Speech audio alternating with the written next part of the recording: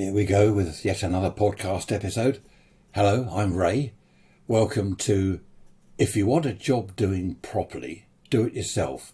Someone told me that when I don't know how old I was, probably about 8, 9, 10 years old. If you want a job doing properly, do it yourself. And over the years, I have found that to be true. Now, obviously, not every job you can do yourself. I have tried plastering walls and ceilings. I can't do it. I just can't do it. I just make a total mess. I get more plaster on the floor and over myself than I do on the wall. I've watched the professionals do it. They get a smooth, a mirror finish, not a line or a wrinkle or any blemish inside. I don't know how they do it. It's obviously experience. It's a skill. But I just can't do it. So I would have to get a plasterer in. Now, let me give you an example. Actually, I've got one example, which I'm saving to the end. It involves a toilet. Right, okay, I'm going to save that one to the end because it's pretty disgusting. Let's start with this. A friend of mine had his kitchen tiled. He fitted all the units, but he wanted to get the tiling done professionally because he hadn't tiled before and he thought, well, it's not going to look good if the tiles aren't right. So he got a professional tiler in. And he did the job. In the meantime, I was refitting our kitchen. And I did the tiling myself. I'd never done it before, but I thought, well, this can't be too bad. And I was quite pleased with the result. When he came round, he said to me, do you know, your tiling is better than the professional did at my house. And I went and had a look at his tiling, and he was right. Although I say it myself, my tiling was better than the professional job.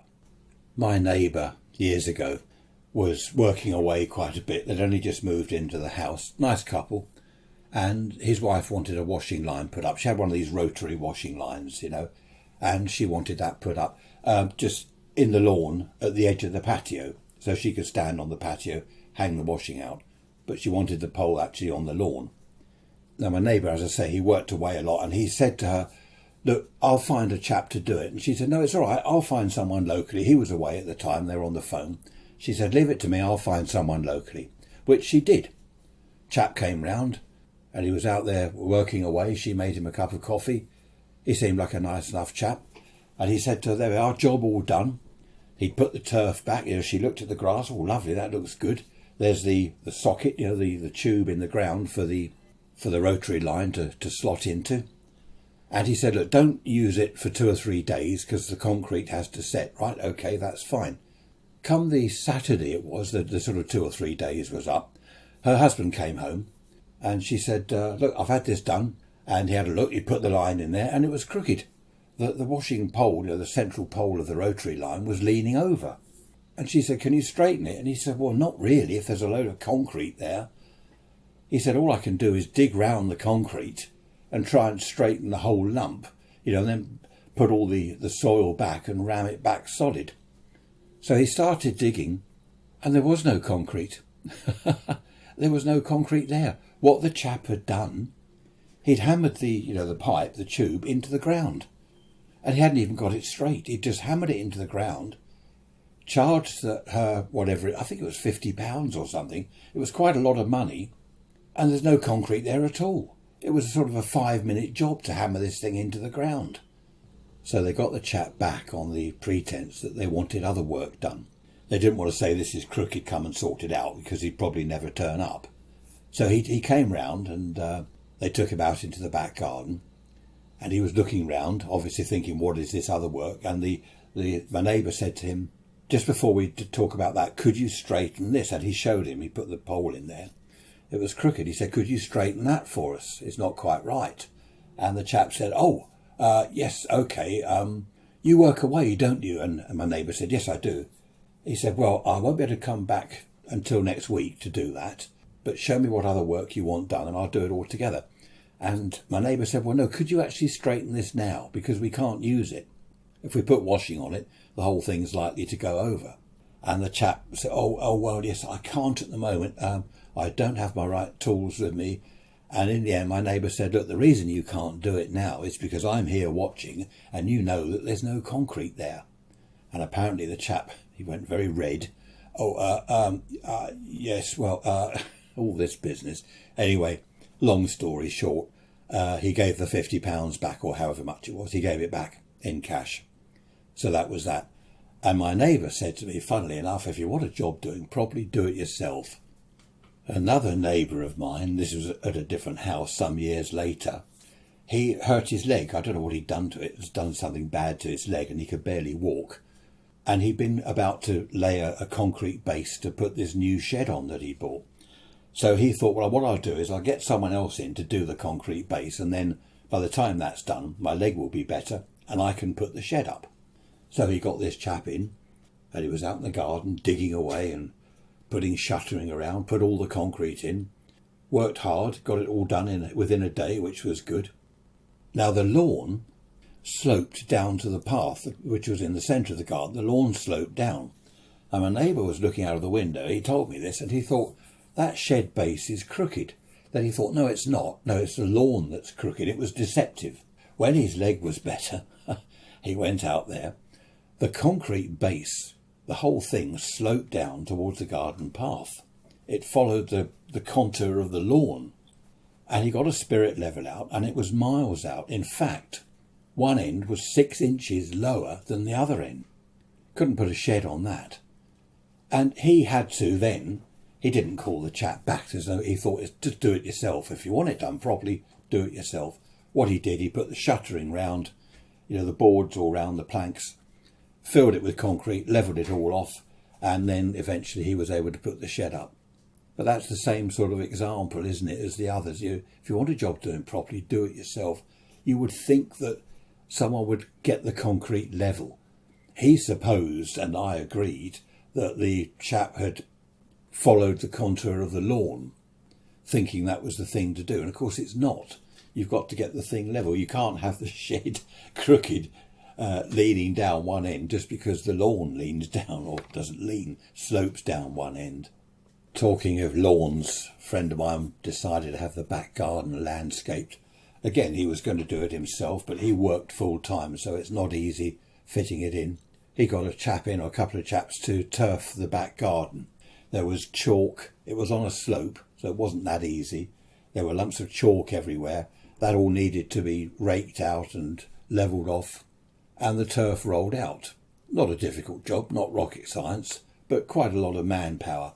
When the job was done, it looked all right, but there were some lumps in the turf. And he said, what are these lumps? Oh, that'll settle down. It's just, blah, blah, blah. All this business. That'll be fine. That'll settle down. It's the newness. It'll wear off. Oh, okay. Well, the turf died, although he watered it. Eventually it died throughout the summer. He kept watering it. They'd put it just on the chalk. All these lumps of chalk. That's why the turf was lumpy. The sort of not boulders, but quite large lumps of chalk beneath the turf.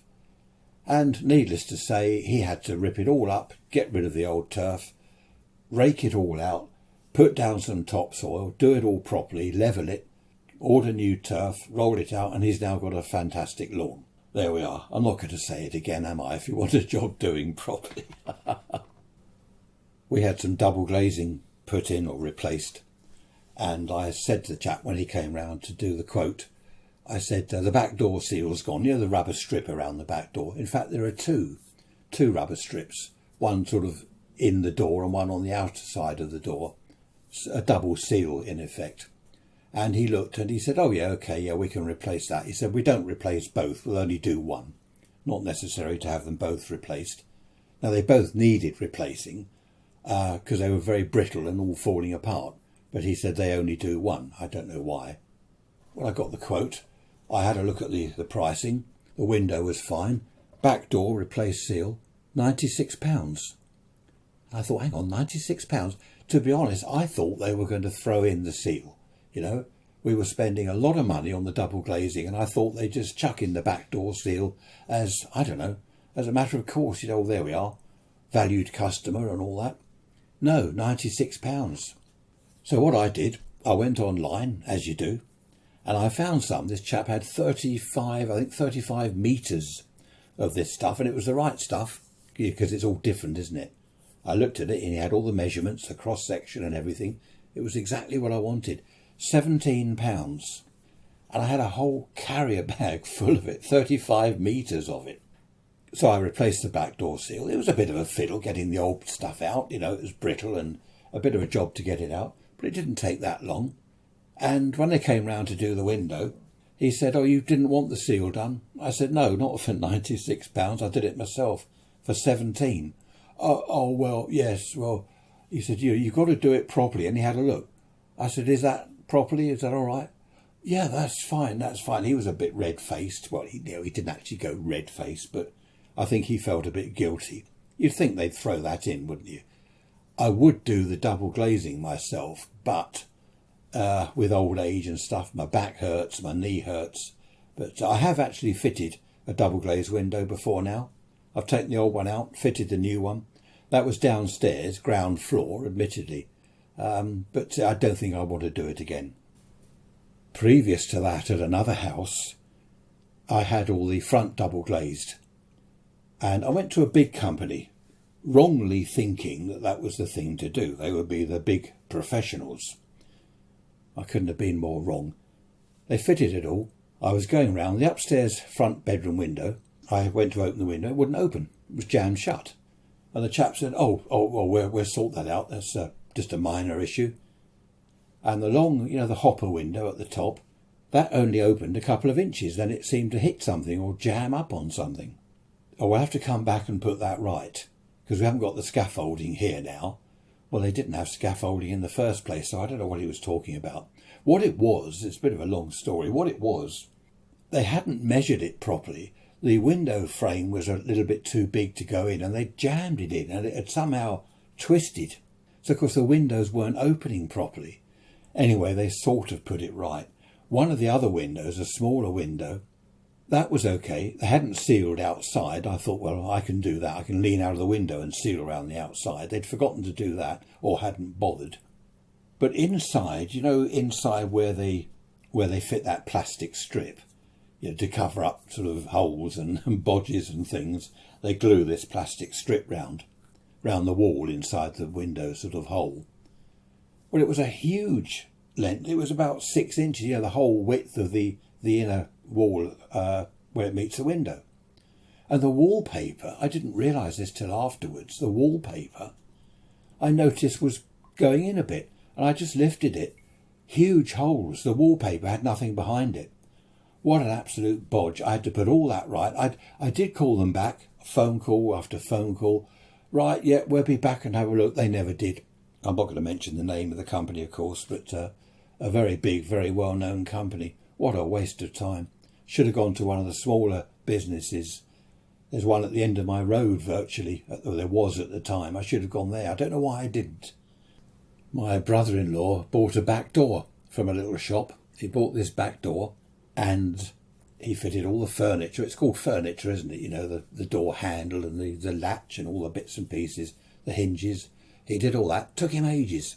And he eventually offered it up to the frame, screwed it in. Perfect. Looks good. He closed it, yeah, and opened it. Yeah, that's fine. Except for one thing. At the top, when it was closed, there was an inch gap. The door was warped. After all that work, chiselling away and fitting all the bits and pieces, he had to take it all off, took it back to the shop. And do you know what the chap said? You won't believe this. He said, "Oh, well, can't you warp the frame to match the door?" And eventually he got his money back, but what a waste of time that was. He did get his money back, but can you warp the frame to match the door? Stone the crows. Chap over the road from me had his guttering done, and he worked sort of 7 days a week up in London. I don't know what he did, but we got on all right. We used to chat if we saw each other in the street. And he got home one night after having this guttering done, and it was lashing with rain. The guttering had been done in the morning, so good timing. I just happened to see him. What's he doing? He's standing out in the rain looking up at the gutter. There was a waterfall coming out of the centre where the front door was in the middle of the house. This cascade of water gushing down. It was torrential rain. And I happened to be upstairs looking out of the front window, and I could see that the gutter, rather than sloping down towards the drain pipe, the down pipe, the down part of the gutter was in the centre. Of course, it filled up and was overflowing. And I went out and he said, look at that, I've only just had this done this morning. He said, I don't know what, it must be blocked. I don't know what's happened. I said, no, come with me. And I took him to the front room upstairs. I said, look at your gutter from here. He said, oh dear, it goes down in the middle. And it did. Of course, he got them back to do it. But he couldn't do the job himself because he worked all the time. And as he said, he didn't like heights. He couldn't go up a ladder. But fancy doing that. You know, it's incredible, isn't it? You'd think that someone who fits gutters and the rest of it for a living would at least get that right, get the slope down to the down pipe, the drain pipe. I know you're all waiting to hear about the toilet. I was going to tell you about shelves. A friend of mine, she had some shelves put up by a professional chap. They were crooked, of course. In the end, she got her husband. Again, he worked a lot. This is the trouble. When you work a lot, especially if you're commuting somewhere, you've only got the weekend and you don't want to spend the whole weekend doing maintenance jobs on the house. Anyway, she had to eventually get her husband to do the shelves. So that was that. There were some curtains that a neighbour of mine, this was years ago, had put up. That was a disaster. The rail fell down and she couldn't get the people back. In the end, she got a neighbour to do it, I think. Okay, the toilet. Picture this, okay, a guest house, right? I think they had about 8 sort of letting rooms in this guest house. Now, this is a true story. You're not going to believe it, but it's a true story. And they wanted to have one of the rooms on the top floor en suite. They already had a basin and there was just room for a toilet. So they got this plumber chap in. We want the toilet there. No problem, he said. No problem, I can do that. It was against an outside wall, so that should have been no problem for drainage and the rest of it. He fitted the toilet and it was a good job. He tied it up after himself and it looked really nice. After a few months, the wall downstairs on the ground floor in the kitchen was very, very damp. This was behind the cookers that they had, a big double cooker. The wall was all damp. They thought there was a leak somewhere. And there was a strange smell. So they went outside the house to see what the outer wall was like. That was not just damp, it was very wet. There was something leaking somewhere. They got a chap in to come and have a look. He said, what I'm going to have to do is take some bricks out on the outside wall, because he couldn't find any pipes anywhere that would be leaking to make the wall wet, inner and outer, the cavity wall. Both walls very, very wet. He took a few bricks out, just about a foot above ground level, and this stuff oozed out. It was, how can I describe it? You're not having breakfast, are you, or lunch, or your evening meal? If you are, stop listening now and listen to this later. The stuff that oozed out was horrible and brown and smelly. It was toilet waste, put it that way. So he went up to the toilet that they'd had fitted and he looked at that. Well, what is going on here? Where does the waste pipe go? It went into the wall from the toilet itself, went into the wall. He went back outside. It didn't come out. There was no pipe outside. The toilet waste was going down the cavity, down the cavity wall. It's not funny. You have to laugh. This is true. This is a true story. Over the months, the cavity wall had filled up with stuff, put it that way, with stuff. And of course, each time you flush it, there's a gallon of water at least, if not more, all going down the cavity, piling up in the bottom. Oh, absolute nightmare. What they had to do was take a load of bricks out on the outside wall, clean everything out, dry it all out, put all the bricks back. Then inside, they had to take a load of the bricks out, get all the plaster off, remove the cookers and everything, get the plaster off the wall, take the bricks out, redo that, dry it all out, and eventually it was okay. Oh, and of course fit the toilet properly. And that wasn't too much of a job because on the outside wall where the toilet pipe then came out, it wasn't far from the big soil pipe. They just took it into that. So how about that? You can carry on eating now if you were eating. There we are. How about that? The toilet waste goes into the cavity. They never did find the plumber that had fitted it in the first place. I think he should be put in jail for that. As always, I'd like to hear your comments, rude or otherwise, so please email me, Ray's Rants, RAYSRANTS, all one word, Ray's Rants at protonmail.com. Love to hear from you. I shall see you, well, I won't see you, and you won't see me. You will hear me, if you listen, next Sunday. Take care, look after yourselves. Thanks for listening. Bye-bye for now.